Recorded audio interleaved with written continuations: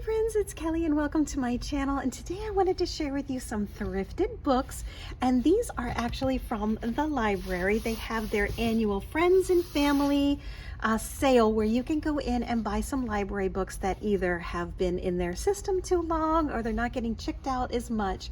And I was super excited to find these, and let me share with you, this one was so amazing. I saw this on a Monday. I went in, I took it up to the little counter, and I saw their sign that said cash only, and I was like, oh my goodness, that was the day that I didn't have not even quarters. I would have been digging in my purse. And I said, okay, I'll just come back for it, but I didn't make it back until Thursday. So on Thursday, it was still there. So I was so excited. I don't know what it about this book that had me so excited, but I just loved every part of it. I loved how it looked. I loved the inside detail. I loved what it was talking about. And this is where chefs who prepare our food and cook our food and serve our food, and they bring it out, you know, to the tables with the love that they put into it. This is where they eat, and it has all of the chefs that participated in here, and I had so much fun just reading through this. This is the countries and continents of where they traveled, and this just basically shares all of the chefs that participated, and the book itself is beautiful. It's just done absolutely beautifully.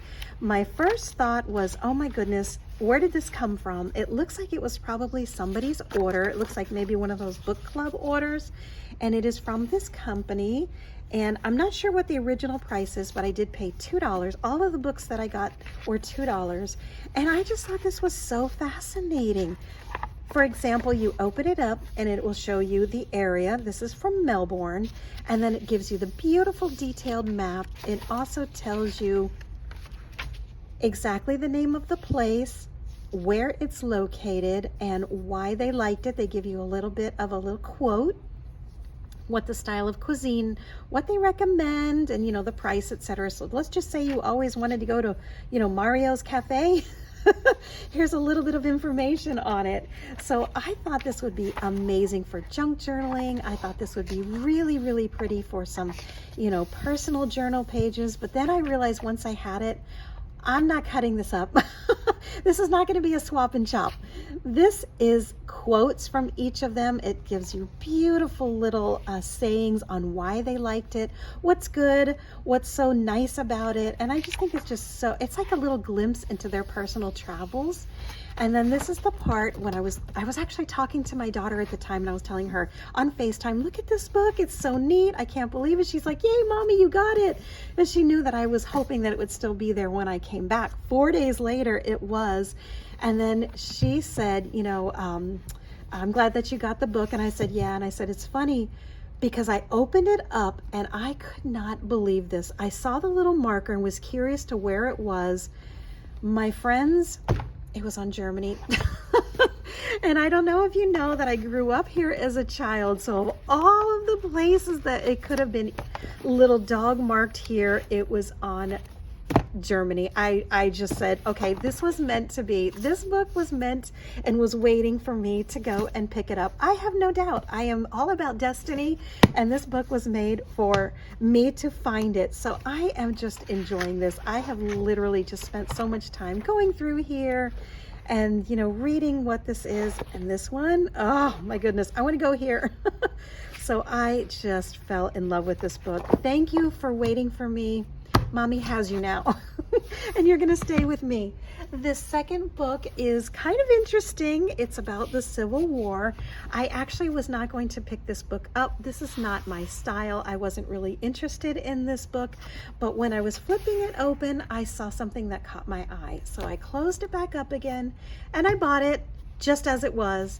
And since I got it home, I did leaf through it just briefly. I'm definitely going to donate this back to them and allow them to resell it. Maybe someone in a college can use this, maybe someone in a teaching profession, because it's definitely very detailed. Oh, Mr. Oliver.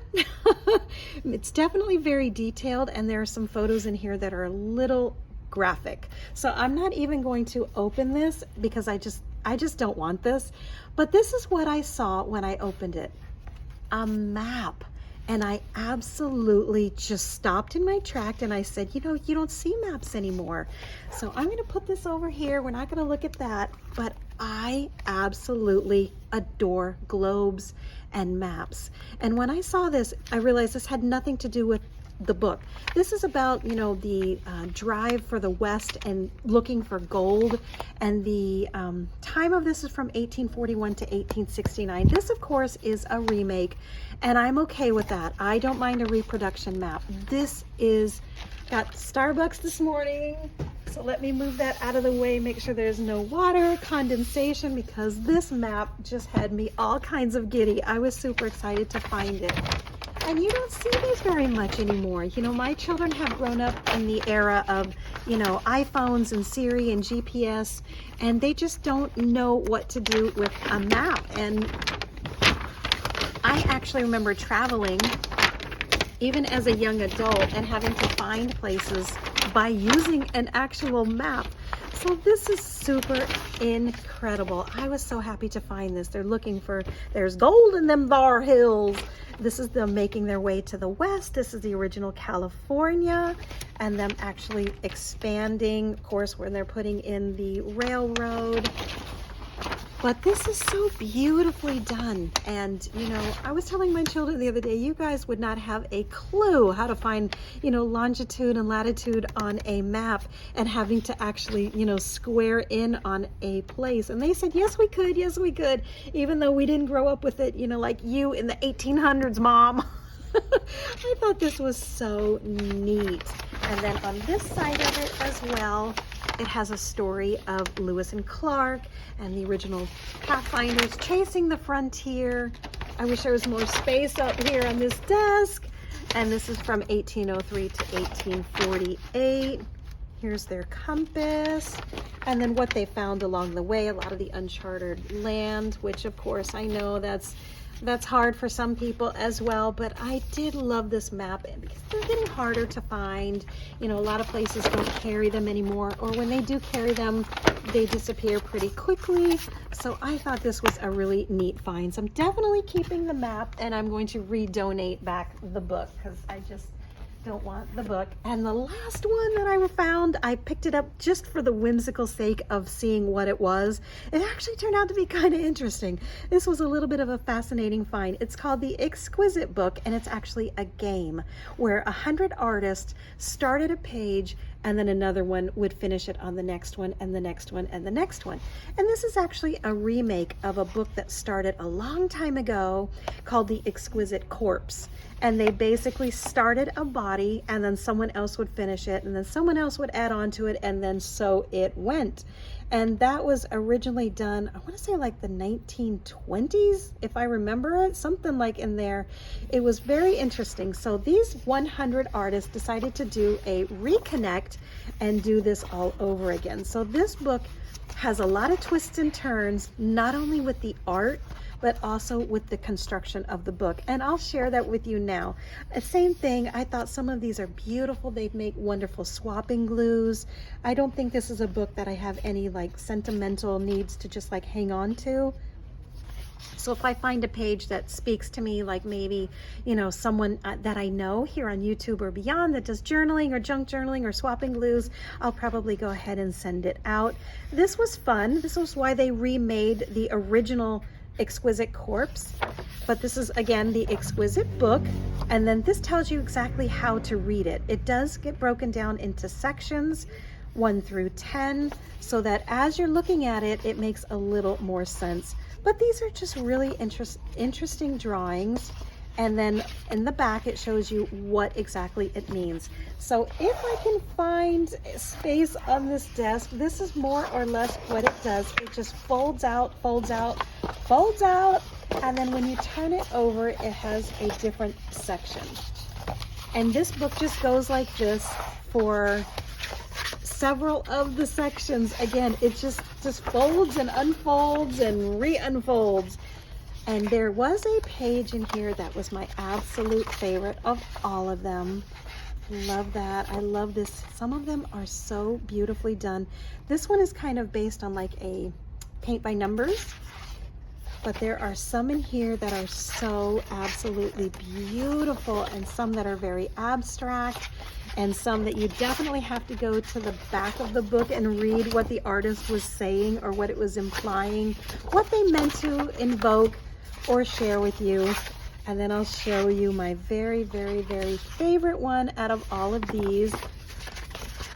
Again, this just does open in a lot of spaces, and a lot of, like here it goes like this. I wish I could show you this all in one glance, but this is about, wow, this is about 4 feet long once it opens up for each and individual page. You made me a mixtape. I used to tape the top 40s when I was younger, because we didn't have on an actual cassette tape. I would sit there every weekend and record them when they came on.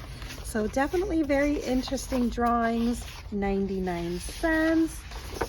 Love this. Beautiful, beautiful. But I loved reading what these mean. I love what the artist would take this, like for example this house, and then continue it on with their own interpretation. So again, this is a continuation. It starts here, then this artist did this one next, then this one next, this one next, this one next. So it's a story. And this interesting little puppy. But this, out of this entire book, there are 100 pages in here. I loved this one the most. Just to share with you, if I can find my page again. Like I said, it just keeps going and going and going, and it's very interesting. And I knew I had to pick it up because it was so unusual and so different. And I knew that I probably wouldn't find a book like this again. So in the future, if I'm looking for it, then I would have a hard time finding it, if that makes sense. So sometimes if I see things that are unusual and a little different, I'll go ahead and I'll pick them up, even if I'm not sure at the time what I want it for. Oh, I can't find it. Here it is.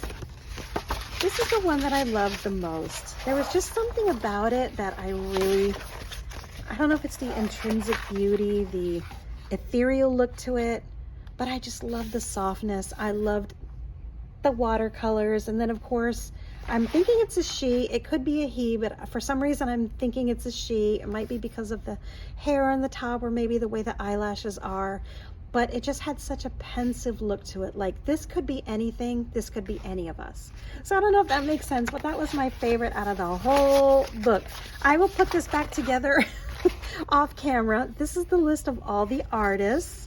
And then back here in the back explains what their paintings are, what they meant to relay, what they're trying to share, and the bios of who they are as an artist, you know, where you can find their work, etc. But just really, really interesting, you know, how someone could take this and then on the next page make this, and the next page make this. It's just all in the you know, all in the mind frame and art, and all of this is in the beauty of the beholder. You know what I mean? Everybody has a different way of seeing the same thing or continuing on the same theme in a different way. So very unique. I thought this book was it was just something about it that I was like, you know, let me take you home. Let me look at you more in detail at home. And I'm glad that I did. Turned out to be quite a fun little find. So that is my super fun thrifting books for today. Love it, love it, love it. And the little map, just super fun. A lot of ideas, a lot of projects. 2022, I'm coming at you with a lot of ideas. So stay tuned for all the fun things that you'll see. Thanks so much for watching, my friends. Please remember to like this if you like this video. It really helps my channel grow. Hit that notifications button and subscribe to my channel if you want to see more content like this. Thanks so much, my friends. I'll see you on my next one. Bye-bye.